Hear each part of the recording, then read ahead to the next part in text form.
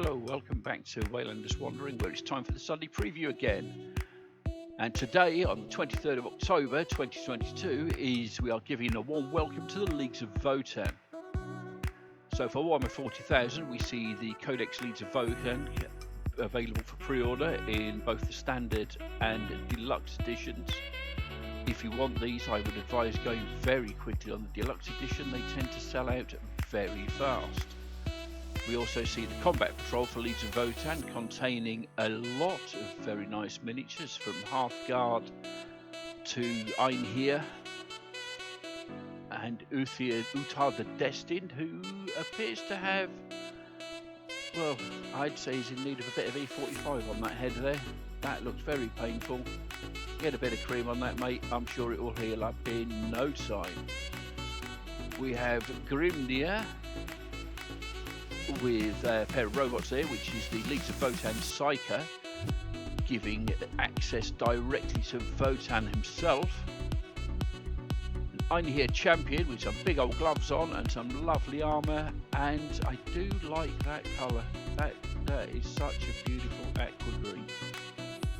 Anyway, moving on, we have the Einhir Hearthguard, presumably being led by the Einhir Champion from just before. Just some nice heavy support weaponry, guys there, bulky exo armour and some beautiful heavy weapons. We have the Brock-Hier Ironmaster surrounded with his Ironkin and E-Cog repair crews. Again, very nice stuff. I do like the way that the terrain is supporting these hover bots. Nicely done. Moving on to the Brock-Hier Thunderkin, armed with heavy bolters and Graviton blast cannons, as seen in the image here. Again, some nice big weapons, and I do like the little guys on stilts, because these little lawn ornaments need all the help they can get. Moving on to the Hearthkin Warriors, which are the basic foot troops of the Leagues of Votan, with a mix of weaponry here, power swords and heavy weapons, special weapons. Very nice. The Hernkin Pioneers on their trike grav bikes, which are going to be coming in this pack of 3, I think. The Chthonian Berserks, who are Votan miners using converted mining tools as weapons. Very fierce, very light troops, and I think they're going to be a little bit glass cannon, not seeing the codex myself. We move on to the Sagittar Transport, which is very reminiscent of some sort of Thunderbirds, Captain Scarlet style vehicles, but very nice nonetheless.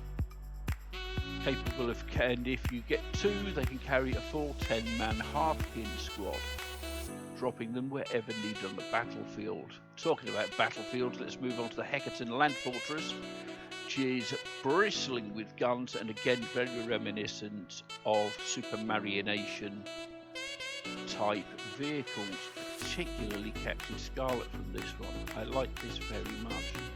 I think it would look nice on a Commander Ash Waite's battlefield, to be honest. But anyway, moving on.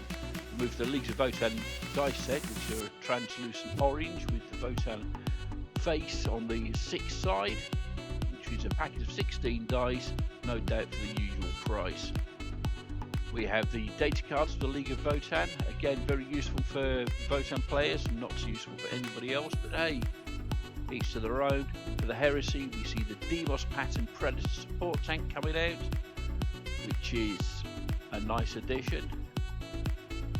I wish they'd stop showing them in Horus, Sons of Horus colours. Let's see some in the other Legion colours, guys. Come on. Moving on, we have from Forge World, we have Corswain, the Paladin of the Ninth Order, the Dark Angels hero.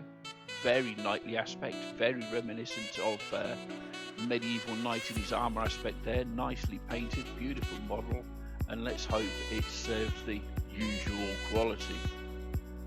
We have a pair of Death Guard Praetors, one in standard armour and one in Cataphractii armour.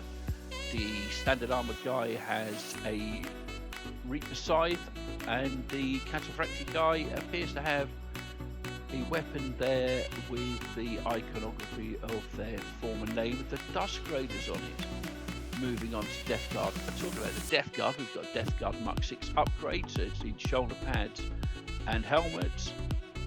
And just so the good guys have got something pretty to look at too, we have similar for the Blood Angels. I do like the detail and ornamentation on these helmets. They're very nice and show very much against the kind of utilitarian aspect of the Death Guard. Very nice. Moving on to the Black Library, we have the Eisenhorn Omnibus by Dan Abnett, consisting of Xenos Malleus Hereticus, the Magos, as well as Regia Oculata, missing in action, black cloth for a crown, additional, and the Keeler image.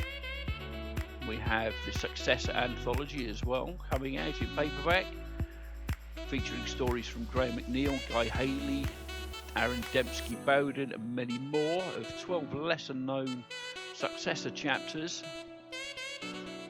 including, let's go, the Flesh Tearers, Angel's Penitent, Crimson Fists, and many more, which is 13 short stories. There we go. We have The Greater Good, a Sapphires Kane audiobook,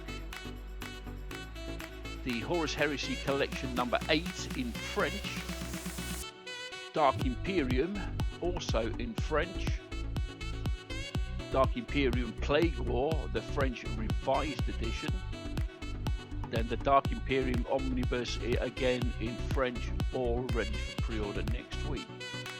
And finally, we see the Black Library Horror Week subscriptions. It's Chilling Tales of Warhammer Horror from the Black Library, starting on the 24th, so today, as the day of release of this video. And hey, treat them like Pokemon, boys and girls. We gotta catch them all. So let's discuss these pre-orders for next week in the comments or on my Discord server, link below in the description. Thank you for staying to the end. Thank you for listening. I've been Waylander. You've been awesome. I love your faces. Goodbye.